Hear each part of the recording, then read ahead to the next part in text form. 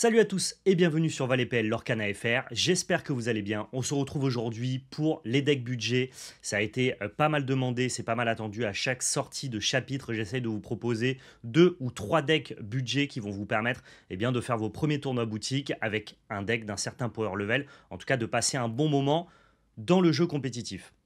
Pourquoi je fais ce disclaimer dans le jeu compétitif? Parce que sur les premiers chapitres, je faisais aussi des améliorations de decks préconstruits, donc qui coûtaient forcément un petit peu moins cher que les decks budget. Mais là, les decks budget, il faut quand même voir qu'ils sont pensés par le prisme du compétitif. Donc, la plupart des decks budget que je vais vous présenter vont être encadrés dans des prix autour des entre 80 euros et 120-150 euros. Et c'est vrai que j'ai pu avoir certains commentaires qui me disent mais Val, 120 euros, c'est pas un deck budget. Alors oui, je peux vous proposer aussi des decks à 40 euros ou alors juste des améliorations de decks préconstruits qui vont vous coûter donc seulement l'achat du préconstruit et une quinzaine d'euros. Mais vous ne serez pas capable de rivaliser avec les meilleurs decks du format ou en tout cas d'aller jouer en boutique et d'espérer avoir un win rate intéressant.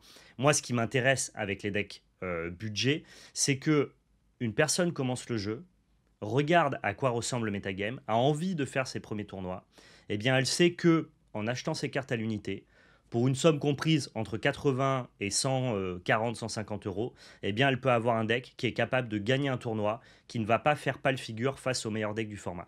C'est ça l'ambition de cette vidéo deck budget. Donc je me permets ce petit disclaimer avant de rentrer dans la vidéo. Je vais vous demander de vous abonner à la chaîne, de laisser un pouce bleu, de partager dans l'espace commentaire pour référencer la vidéo.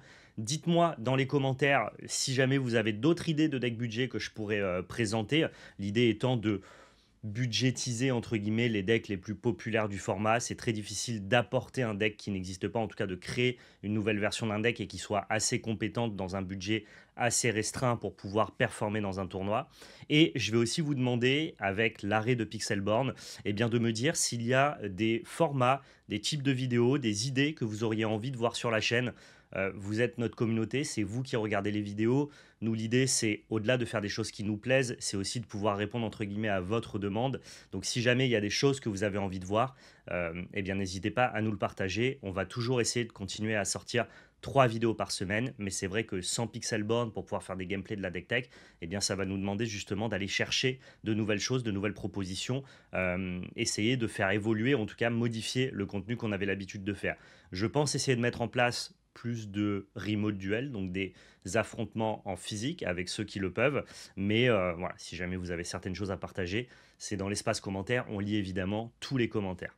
Alors les 3 decks budget que je vais vous proposer aujourd'hui, c'est budget Song, budget RP Boons et budget Green Purple Boost. On va commencer par l'ordre décroissant, du plus cher au moins cher. Sachez que si jamais vous investissez dans un de ces 3 decks pour débuter à l'Orcana, ou alors parce que vous avez déjà un deck compétitif et que vous voulez varier vos plaisirs, premièrement, vous n'achèterez aucune carte inutile. Ce ne sont que des cartes utiles dans le metagame, dans le format compétitif. Et en plus, chacun des decks présentés peuvent être améliorés en achetant les légendaires qui, elles, vont être beaucoup plus coûteuses pour avancer vers la version finale et donc la meilleure version de chacun des decks. C'était un petit peu le problème que j'avais avec l'amélioration des decks préconstruits. Je trouve que les préconstruits, c'est bien pour découvrir le jeu, mais pour commencer à se mettre dans le jeu compétitif, un préconstruit qu'on va upgrader, théoriquement, dès qu'on va ensuite switcher dans l'aspect compétitif du jeu, c'est de l'argent qui est perdu, parce que tu ne vas pas utiliser tes cartes de préconstruit, et tu vas rarement utiliser les cartes avec lesquelles tu as amélioré ton préconstruit. Là, on est donc du coup sur un prix d'entrée qui est un peu plus élevé, mais tout est réutilisable, et j'ai bien créé ces decks en pensant vraiment à ne vous faire acheter aucune mauvaise carte. Premier deck dont on va parler, le plus cher, c'est Amber Steel Song. C'est pas le deck le plus facile à jouer si vous débutez à l'Orcana, mais c'est un deck qui est extrêmement plaisant, extrêmement marrant, extrêmement satisfaisant à piloter et qui vous apportera quand même un très bon win rate, notamment dans vos tournois boutiques. L'idée de ce deck-là, c'est d'utiliser tous vos personnages qui peuvent chanter, comme Cendrillon ou Ariel notamment, pour pouvoir aller chanter des chansons qui sont toutes très puissantes, notamment en début de partie des chansons interactives, comme Let the Storm Rage On, ou alors comme Strength of Raging Fire, ou alors en milieu de partie, chanter des chansons un peu plus puissantes comme Le Rêve Bleu ou alors Tuons la Bête. En début de partie, nos petits chanteurs comme Cendrillon ou comme Ariel vont facilement chanter ces chansons-là. Par contre, en milieu de partie, on va compter sur les personnages Floodborn. Les personnages Floodborn, c'est des personnages qui vont nous permettre d'altérer les petits personnages de début de partie. Je pense notamment à la Reine-Mère, qui elle va coûter 5 et donc du coup va nous permettre de chanter des chansons plus élevées en coup d'encre. Mais en fait, on va pouvoir la jouer pour seulement 2 mana sur la Queen qu'on aura joué au tour 1. Ici, on va remplacer les Robins des Bois qui sont trop coûteux pour une version budget du deck par les Stitch. Et donc, du coup, on va pouvoir, dès le tour 4, eh bien, jouer ce Stitch-là, qui lui, en ayant 6 de coups d'encre, va nous permettre de chanter pareil, Tuons la Bête ou Wall New World, sur le petit Stitch qu'on aura joué au préalable dans les premiers tours. L'idée ici, c'est d'aussi avoir un parti pris très agressif, avec notamment les Piglets et les Monsieur Mouche, qui vont nous permettre de récupérer beaucoup de l'or dès le début de la partie et d'essayer justement de passer en dessous les decks les plus contrôle du metagame. Je pense notamment au deck bleu-rouge. Et puis on a toujours la petite flûte qui, elle, va nous permettre de générer un de l'or tous les tours dès qu'on a chanté une chanson. C'est très facile dans ce deck-là de chanter une chanson parce qu'il y en a 19. Donc vous avez compris, on est sur une version qui est un petit peu nerfée par rapport à la version la plus compétitive d'Amber Steel.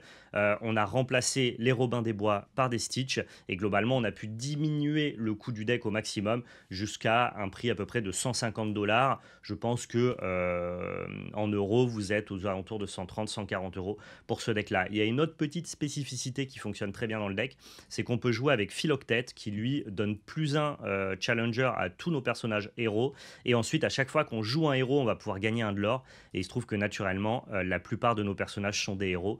Les 3 seuls personnages qui ne sont pas des héros, c'est donc du coup la Reine-Mère et Monsieur Mouche.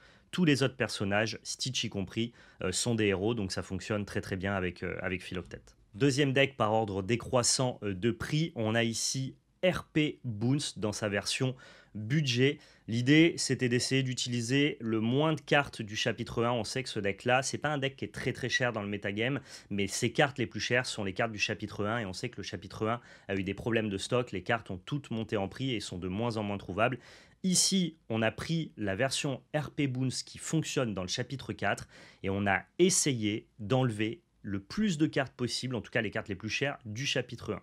Ce qui fait qu'on a remplacé les Maui par les Hercules. Hercule, c'est un Maui qui va avoir moins de défense mais plus d'attaque et il est non ancrable.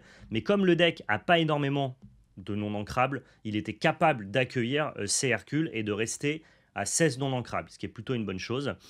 Et on va évidemment se passer de quelques bipréperdes. On en a quand même laissé 2 parce que la carte est vraiment très utile dans le deck. Il faut savoir qu'en anglais, la carte coûte plus aux alentours des 7 ou 8 €, donc ça reste encore acceptable.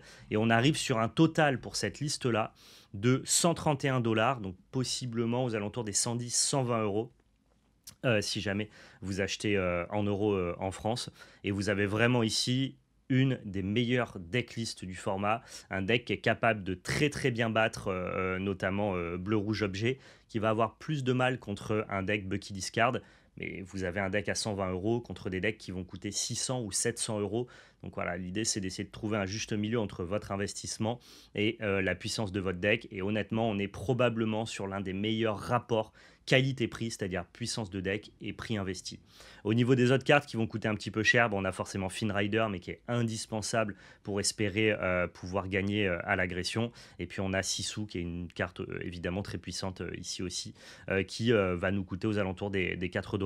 Pour tout le reste, c'est des cartes qui sont assez peu coûteuses, que ce soit les Chernambog, les Magic Broom, les Cusco, toute la boucle Merlin Mime. Les gens en plus l'ont pas mal récupéré au fil du temps, vu qu'elle est sortie au chapitre 2. Et puis les autres cartes sont assez peu coûteuses. Exception faite, mais c'est une carte sur laquelle on ne peut pas transiger dans ce deck-là, du Château de la Reine. L'idée de ce deck, vous l'avez compris, c'est d'essayer de passer en dessous, donc de récupérer du lore rapidement en début de partie contre les decks les plus contrôles, notamment grâce à Flynn Rider, mais par contre, si jamais vous affrontez d'autres decks plus midrange ou plus agressifs, eh bien là, dans ce cas-là, c'est vous qui allez être capable de jouer le jeu du deck le plus contrôle, d'avancer dans la partie, de générer pas mal de value, notamment avec votre boucle de Merlin Lapin que vous allez pouvoir envoyer dans votre main avec vos Madame Mime, Serpent et Renard, pour arriver ensuite dans votre partie de late game, là où vous allez avoir de très bonnes interactions comme Brawl, Bee King Undisputed et Be Prepared. Vraiment un deck excellent en termes de rapport qualité-prix. C'est le deck que je conseillerais probablement à tous les nouveaux entrants dans l'Orcana compétitif. Et enfin, le deck le moins cher de cette sélection, mais qui n'en reste pas moins un excellent deck. On est sur violet-vert aggro. On a vraiment une version très agressive.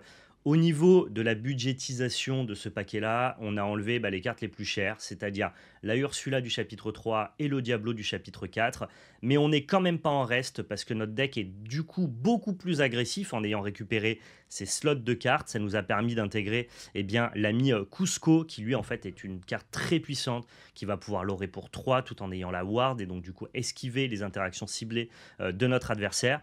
De notre côté, on n'a pas de Diablo, mais on va avoir l'ami Peter Pan qui lui va pouvoir aller chasser les Diablos de l'adversaire. C'est une super arme et qui coûte absolument rien pour l'instant dans le chapitre 4. Et c'est vrai que Diablo, c'est une carte qui est très puissante contre notamment les decks bleu-rouge parce qu'eux, ils veulent piocher beaucoup de cartes avec les Pop Cycle et les Flavor Sham. Mais en fait, cette liste-là, elle est déjà très forte. Les decks très agressifs, notamment base verte, sont déjà très forts contre les decks bleu-rouge. Donc finalement, la perte de Diablo dans ce deck-là est pas très grave. Là où ça aurait été très compliqué pour moi de vous proposer une version budget de Bucky Discard, par exemple, qui à mon avis est pas budgétisable. Ça restera un deck cher et on peut pas trop faire autrement. Tous les bons Floodborn sont des cartes légendaires. Ici, dans mes decklists, vous n'avez aucune carte légendaire. L'idée, c'est d'être le plus agressif possible tout en jouant plein de cartes évasives, que ça soit avec Pegasus, Pascal, Peter Pan, ou alors le Pégase qu'on va pouvoir shifter sur notre petit Pégase au préalable. On génère beaucoup de lore dès le début de partie avec le Ondin maléfique. Cursed, non, je ne sais plus comment il s'appelle, l'Ondin ensorcelé, pardon, et le Flynn Rider qui vont nous permettre de récupérer beaucoup de l'or très rapidement. On a Hey Hey qui est une très très bonne carte qui nous permet de récupérer une encre quand on n'a pas commencé la partie, et ça c'est plutôt intéressant. On a toujours la boucle parce que c'est une boucle qui est pas chère et très puissante dans le compétitif, donc de Madame Mime et de Merlin, donc les deux Merlins ici, celui qui nous permet d'avoir du lore à distance, celui qui nous permet de piocher, tout en ayant les Madame Mime pour les renvoyer en main. On a Ursula pour aller chercher les chansons dans la main de l'adversaire, ça c'est plutôt classique, et pour le reste, on a quasiment pas bougé la liste. On se retrouve avec un deck qui tourne aux alentours des 86 $, donc environ 75-80 euros en France, et avec ce deck-là, vous êtes capable de remporter n'importe quel tournoi compétitif, que ce soit des tournois boutiques, voire même des tournois beaucoup plus prestigieux. C'est une association de couleurs qui est très forte pour agresser, pour passer en dessous, pour prendre le lead sur la partie très rapidement, mais qui du coup va probablement peiner un petit peu plus dès lors que la partie avance à tenir la distance. Donc voilà, il faut le voir vraiment comme un deck très agressif. Et l'ajout de Cusco va beaucoup participer à ça pour pouvoir aller mettre les derniers points de l'or manquants.